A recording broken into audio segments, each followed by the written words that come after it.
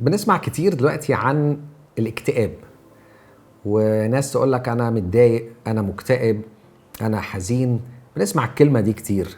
طب ايه بقى يعني الاكتئاب ده مرض ولا هو ده شعور طبيعي، ولا الناس دلوقتي كلها مكتئبة عشان الضغوط؟ في الموضوع ده هتكلم معاكم عن يعني ايه اكتئاب، وايه الفرق ما بين الاكتئاب كشعور او الحزن كشعور عادي والاكتئاب كمرض. ايه اعراضه وازاي نقدر نتعامل معاه، وهل المؤمن ممكن يكتئب وممكن يحزن ولا لا؟ كل ده هنحاول نتكلم فيه في الوقت اللي جاي. اول حاجة عايز ابدأ معاكم فيها هي الحزن. بقى عايز اتكلم على الحزن في الاول واميزه عن الاكتئاب. الحزن هو شعور طبيعي، شعور عادي جدا كلنا بنختبره ضمن 5 مشاعر أساسية. احنا بنقول انه الانسان طبعا في مشاعر كتير، لكن لو حبينا نحط 5 أساسيين هنقول ان ممكن يبقى الحزن والقلق والغضب والفرح والاشمئزاز. دول 5 أساسيين، مشاعر طبيعية جدا كلنا بنختبرهم.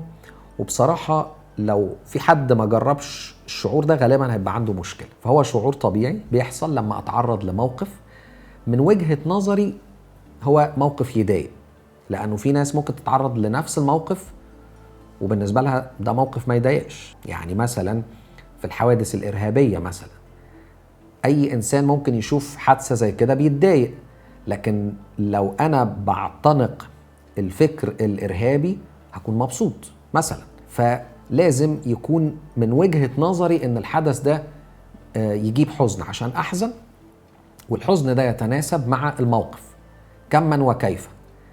والمفروض ان هو ما يزيدش عن فترة. في أسوأ وأصعب الحالات اللي الواحد ممكن يجرب فيها شعور الحزن اللي هو الفقد، سواء فقد لشخص أو فقد لشيء مهم قوي، المفروض ما يزيدش عن 6 شهور وما يأثرش على الأداء بتاعي أو الوظيفة بتاعتي. فأنا لو أنا طالب، لو أنا بدرس، الحزن ده المفروض ما يخليش درجاتي تنقص أو أسقط أو الكلام ده، عشان أقول إنه شعور طبيعي. الشخص اللي له علاقة بربنا ممكن يحزن؟ الإجابة نعم، لأنه هو باختصار إنسان، ببساطة هو إنسان طبيعي. إن الرب يسوع نفسه اتقال عنه مش إنه حزن، لكن ده خبير بالأحزان. في إشعياء 53 يتقال عنه كده رجل أوجاع ومختبر الحزن. اتقال عنه كمان في يوحنا 11 إنه بكى. في مرقس 14 وهو في بستان جثيماني قبل ما يروح للصليب يقول الكتاب عنه إنه ابتدأ يدهش ويكتئب. طب ده في حاجة تانية بتقول كمان إنه الحزن مش المؤمن ما يحزنش، ده يا ريته يحزن. في موعظة الجبل الرب بيقول كده طوبى للحزانة لأنهم يتعزون. إزاي كده؟ رسول بولس بيشرح نوع الحزن ده الحلو الكويس في كورنثوس الثانية 7 لما بيقول كده إن في نوع من الحزن بينشئ، اللي هو بحسب مشيئة الله، ينشئ توبة لخلاص بلا ندامة.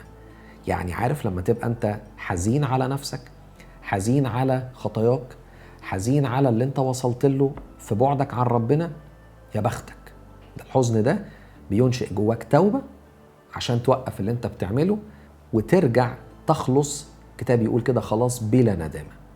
ده مقارنة بحاجة تانية اسمها حزن العالم، ده اللي بينشئ موتا. ده حزن مش كويس، هنجيله بعد شوية. لكن الحزن اللي بحسب مشيئة الله في كورنثوس الثانية 7 عدد 10 يقول كده كم أنشأ فيكم من الاجتهاد، بل من الاحتجاج، بل من الغيظ، بل من الخوف، بل من الشوق، بل من الغيرة. يعني ده حزن يا بختك إن اختبرته، لأنه هيدفعك لقدام وهيدفعك لعلاقة أفضل مع الله. رسول بولس في نفس الرسالة كورنثوس الثانية 2 يقول كده من حزن كثير وكآبة قلب كتبت إليكم بدموع كثيرة لكي لا تحزنوا. وكان بيتكلم عن واحد وقع في خطية والناس بعدته عنهم علشان يدوله فرصة انه يتوب، فقال كده مثل هذا يكفيه هذا القصاص حتى تكونوا تسامحونه بالحري وتعزونه لئلا يبتلع مثل هذا من الحزن المفرط. هنا بقى نوع تاني من الحزن مفرط، هنا مقرب بقى ناحية الاكتئاب. لئلا يطمع فينا الشيطان لأننا لا نجهل أفكاره. يبقى كده احنا فهمنا انه الحزن شعور طبيعي. ده بقى مختلف تماما عن ما أسميه اضطراب الاكتئاب. أنا عايز أول ما أجيب سيرة الاكتئاب على طول يجي في بالك إن ده مرض، ده مش واحد بيتدلع، ده مش واحد موهوم، ده مش واحد يعني خاطي، لكن ده مرض بيأثر على مزاج الفرد وبيؤدي انه يحصل تغيرات في طريقة تفكيره وفي مشاعره وفي سلوكه. ليه بقول الكلام ده؟ لأن في ناس بالنسبة لها الاضطرابات النفسية مرتبطة بالجنون. يعني لما نقول له مثلا انت عندك اضطراب نفسي، يقول لك ليه؟ انت شايفني بكلم روحي، شايفني بقطع في شعري، شايفني مش عارف ايه. اضطرابات النفسية هم نوعين كبار قوي. في حاجة بنسميها اضطرابات ذهانية، وفي حاجة تانية اسمها اضطرابات عصابية. دي تقسيمة قديمة بس بتساعد شوية انها تقرب لنا المعنى.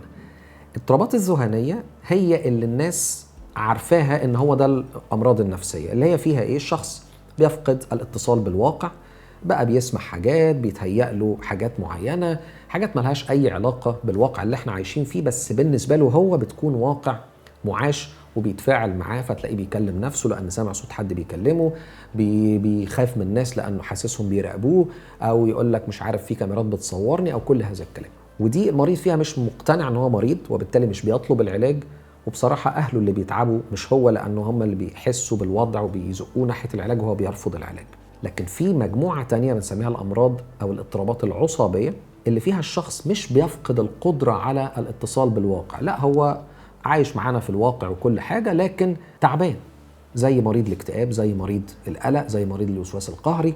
كل الناس دي عندهم اضطرابات نفسية، والاضطرابات دي تحت مظلة الطب النفسي، لكن المريض فيها إنسان عاقل، إنسان طبيعي، إنسان بيتكلم وممكن يروح شغله وكل حاجة.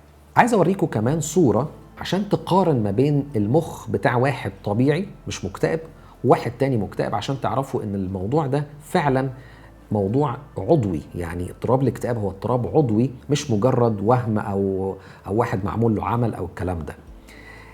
في حاجة اسمها التصوير الوظيفي للمخ، يعني زي الأشعة المقطعية بس بتصور المخ وهو بيؤدي عمله، وبتعكس النشاط بتاع مناطق المخ المختلفة بألوان معينة. فمثلا المنطقة النشطة تلاقي مثلا لونها أكتر يميل للإصفرار، مثلا لون فاتح. المنطقة الخاملة تلاقي اللون على أزرق شوية. فبصوا الفرق ما بين عقل بتاع واحد مكتئب والمخ بتاع واحد سليم، هتعرفوا قد ايه في فرق ما بين المخ ده والمخ ده. فالموضوع مش واحد بيتدلع او واحد موهوم، لكن ده مرض فعلا يستحق العلاج. طبعا الارقام كبيرة، هشارككم شوية ببعض الارقام اللي تقول لكم قد ايه الموضوع كبير ومنتشر ومؤثر. يكفي انكم تعرفوا انه الاكتئاب هو السبب الرئيسي للعجز في جميع أنحاء العالم. بعد اضطرابات القلب بيجي رقم 2 في العبء العالمي الكلي للمرض. يعني الأمراض بشكل عام بتتعب البني آدمين وبتأثر على حياتهم وعلى أدائهم وكده. رقم 1 أمراض القلب، الضغط والجلطات والذبحات وكده. رقم 2 على طول الاكتئاب. حاجة التانية انه مرضى الاكتئاب على مستوى العالم يمثلوا 17.5% من كل المرضى من جميع التخصصات. يعني لو انا جمعت كل المرضى في كل التخصصات هتلاقي 1 من كل 5 عنده اكتئاب. متخيلين الوضع عامل ازاي؟ في مصر طبعا احصائيات بتبقى شوية مش سهلة، لانه عندنا الوصمة بتاعة الطب النفسي والناس ما بتقولش، لكن بنقول انه تقريبا النسبة من 2 ل 5%، يعني 4 أو 5 مليون في مصر. ممكن تبقى النسبة دي طبعا زادت شوية دلوقتي. في مصر الأمانة العامة للصحة النفسية عملت مسح قومي في إبريل 2018، وطلعت بنتائج إنه في 25% من المصريين عندهم أعراض أو اضطرابات نفسية. ولما أقول أعراض مش معناها إنه كل العيانة عندهم أمراض، لكن في بعضهم عندهم عرض أو 2، لكن ما يكفيش إني أنا أشخص اضطراب نفسي. طيب من ال 25% دول تقريبا نصهم عندهم اضطرابات مزاجية، وبالذات الاكتئاب.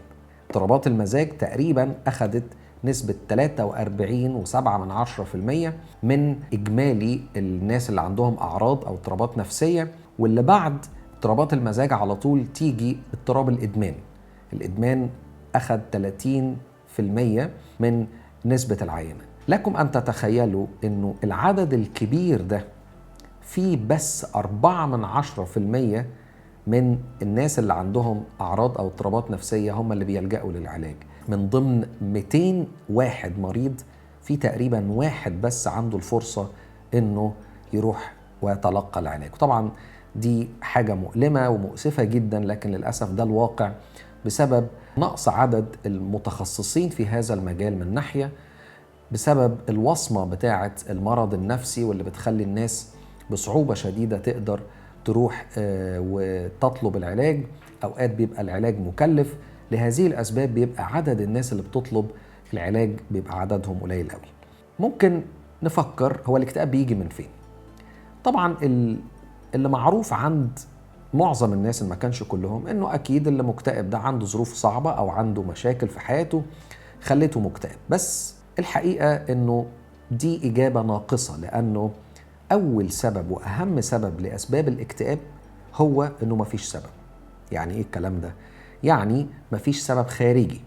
الاكتئاب بيحصل بالاكتر نتيجة لعوامل وراثية، اسباب بيولوجية، والإحصائيات بتقول إن من 40 ل 70% ممكن يحصل احتمال لنوبة اكتئاب لو كان واحد من أقارب الدرجة الأولى عنده اكتئاب. يعني إيه برضو الكلام ده؟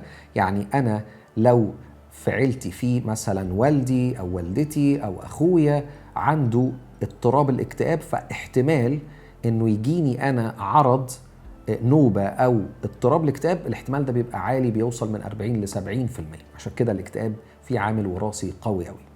في أسباب عضوية كمان ممكن تسبب الاكتئاب، يعني مثلا اللي بيبقى عنده نقص في إفراز الغدة الدرقية، أو اللي بيتقال باللغة العامية كسل في الغدة، ممكن يدخل في اكتئاب.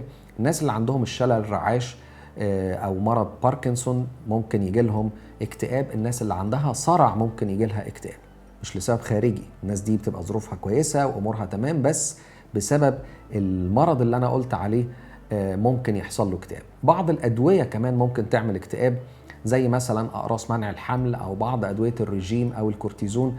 كل دي حاجات ممكن تسبب اكتئاب. ليه بقول الكلام ده؟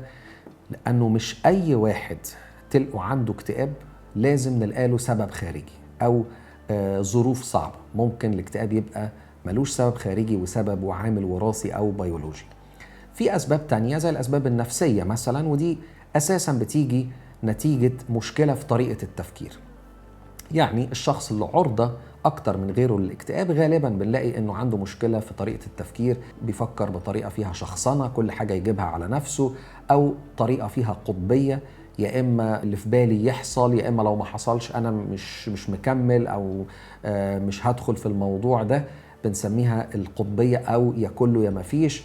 في طرق تانية زي التعميم، زي الاستنتاجات الافتراضية، هي طرق خاطئة في التفكير بتخلي صاحبها عرضة أكتر من غيره إنه يدخل في اكتئاب.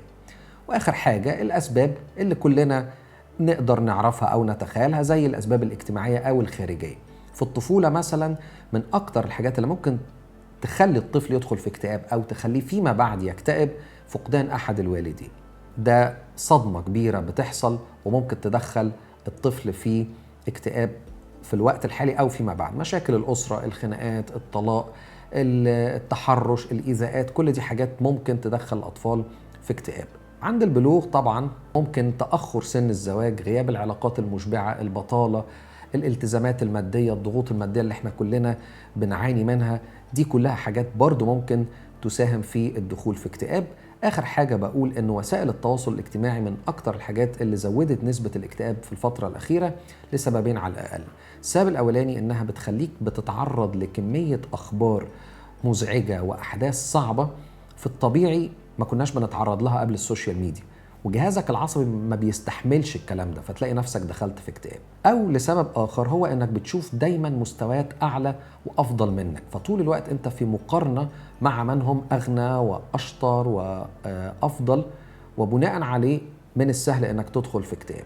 لهذه الأسباب ممكن الواحد يدخل في اكتئاب. وليه بقول ممكن؟ لأنه غالبا سبب واحد فقط لا يكفي إنك تكتئب. يعني أنا قلت مثلا أسباب اجتماعية، في الأطفال مثلا في ناس فقدت والدها وما دخلتش في اكتئاب، بيحصل، فمش قاعدة. يعني سبب واحد أو عامل واحد لا يكفي، لكن غالبا الشخص اللي بيدخل في اكتئاب بيبقى فيه ضغوط خارجية مع استعداد داخلي أدى إلى إن هو يدخل في اكتئاب. الاكتئاب طبقا للأسباب اللي أنا قلتها ممكن أقسمه لكذا نوع. ففي اكتئاب داخلي المنشأ، يعني إيه؟ يعني مرتبط باستعداد بيولوجي وراثي عندي. إحنا بنقول إن المزاج بيتحدد بناء على مواد كيميائية معينة في المخ، أهمها سيروتونين، دوبامين، نور أدرينالين. دي مواد كيميائية في المخ مسؤولة عن تظبيط الحالة المزاجية. لو المواد دي نقصت لسبب أو لآخر زي الأسباب الوراثية مثلا بيحصل اكتئاب، وفي الحالة دي بنقول عليه إنه اكتئاب داخلي المنشأ. يعني واحد ما عندوش أي مشاكل في حياته، ظروفه كويسة جدا، عنده كل مسببات السعادة، إلا إنه مع ذلك بيشعر بالاكتئاب. ده بنسميه اكتئاب داخلي المنشأ. في اكتئاب تاني هو خارج المنشأ، يعني واحد ماشي في حياته زي الفل بس فجأة حصلت في حياته صدمة كبيرة، كارثة، من بعدها دخل في اكتئاب، فده بنسميه خارج المنشأ أو تفاعلي. وفي نوع خليط من النوعين اللي فاتوا، يعني واحد عنده استعداد للاكتئاب إلا إنه الاستعداد ده مش كفاية عشان يظهر أعراض الاكتئاب في الظروف العادية، فطول ما الدنيا حلوة هو ماشي كويس. يتضغط من أقل ضغط يحصل له تبص تلاقيه دخل في اكتئاب. طالب الثانوية العامة مثلا، كل الطلبة بتدخل ثانوية عامة وبتضغط وبتعدي، لكن ده تحديدا تلاقيه دخل في اكتئاب. في أنواع تانية ممكن تتقسم، نقسم الاكتئاب إلى اكتئاب أثناء الحمل وبعد الولادة، ده بيحصل. في اكتئاب تاني اسمه اكتئاب موسمي، يعني في فصل معين في السنة تبص تلاقي الواحد مزاجه اتغير، وبعد الفصل ده خلاص الدنيا بتبقى كويسة. في اكتئاب صعب قوي اسمه اكتئاب كتاتوني أو الاكتئاب الجامودي، اللي هو الواحد فيه بيتجمد، يعني بيفضل كده ثابت في مكانه، لا بيتحرك ولا بيروح ولا بيجي ولا بياكل ولا بيشرب، ودي حالة خطيرة من الاكتئاب وبتستدعي حجز في مستشفيات. وآخر حاجة ممكن نقسم الاكتئاب طبقا للشدة بتاعته إلى بسيط ومتوسط وشديد. إزاي نعرف نشخص الاكتئاب؟ وهل في أمل في علاج للاكتئاب ولا لا؟ ده اللي هنتكلم فيه المرة الجاية، فخليكم معانا.